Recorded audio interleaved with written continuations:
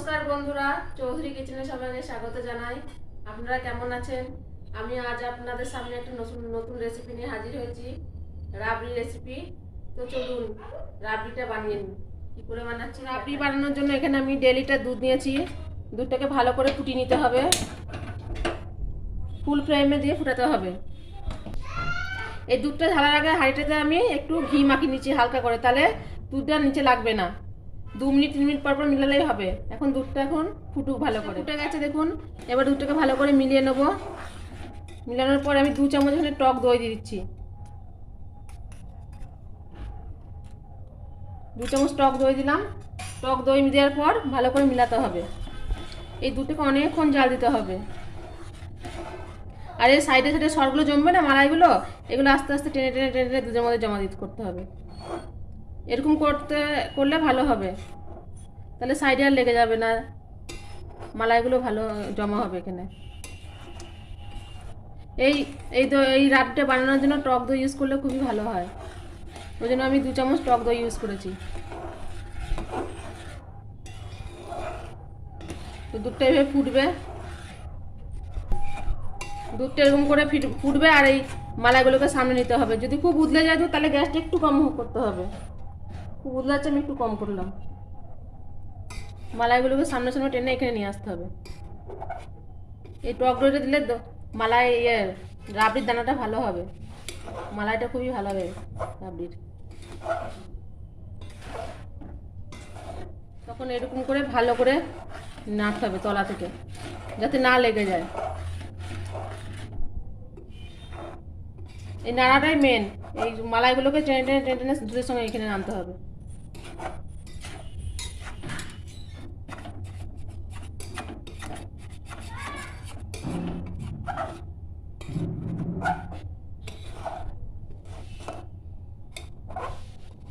তো এরকম করে আমি এখন নেড়ে নেবো, দুধটাকে গাঢ় করে নেবো। ফুটতে ফুটতে এবার সরটা জমা হয়ে গেছে। সাইডে সরগুলোকে টেনে টেনে আমাকে এখানে নিয়ে আসতে হবে।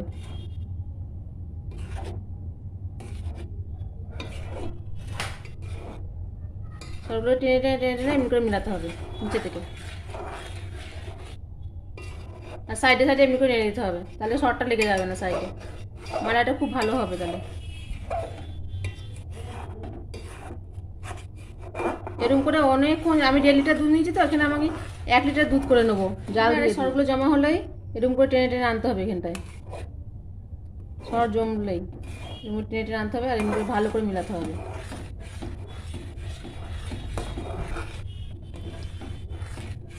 সর জমে গেছে, আবার এভাবে টেনে টেনে মিলিয়ে নিতে হবে। সাইডগুলোকে নিয়ে নিতে হবে ভালো করে। আমি বারবার বলছি কিন্তু 2 মিনিট 3 মিনিট পর পর নাড়তে হবে। আর সরটা যখনই জমে যাবে তখন এরকম টেনে টেনে মিলাতে হবে, আর সাইডগুলো এর চাচতে হবে ভালো করে। এখনও হবে অনেকক্ষণ।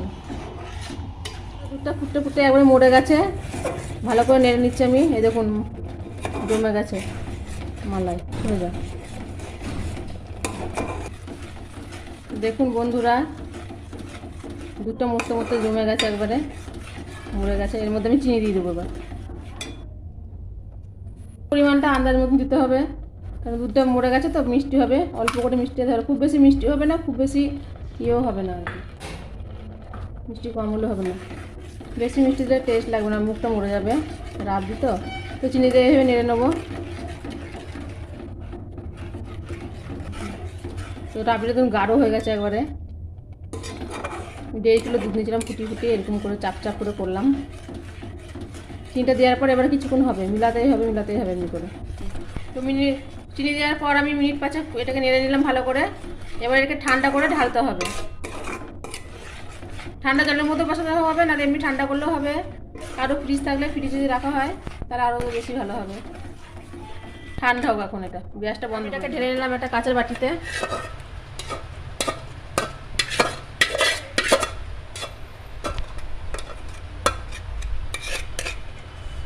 ঢেলে নিয়েছি, এর মধ্যে একটু কাজু ছিটিয়ে দিলাম, একটু বাদাম ছিটিয়ে দিলাম, এমনি বাদাম। এবার একটু কেশর দিয়ে দিলাম।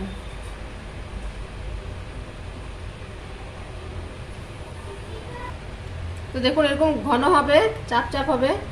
ফ্রিজ যদি থাকে ফ্রিজে 2 ঘন্টা রাখার পর খেলে খুবই টেস্ট লাগবে। আমার ভিডিওটা দেখে কমেন্ট করে জানাবেন আমার ভিডিওটি কেমন হয়েছে, আর বাড়িতে অবশ্যই করে খাবেন, খুবই টেস্টি হয় রাবড়ি। আর আমাকে সাপোর্ট করুন, আমার চ্যানেলটাকে সাবস্ক্রাইব করুন, লাইক করুন আর শেয়ার করুন। তো আপনারা সবাই ভালো থাকবেন, ধন্যবাদ।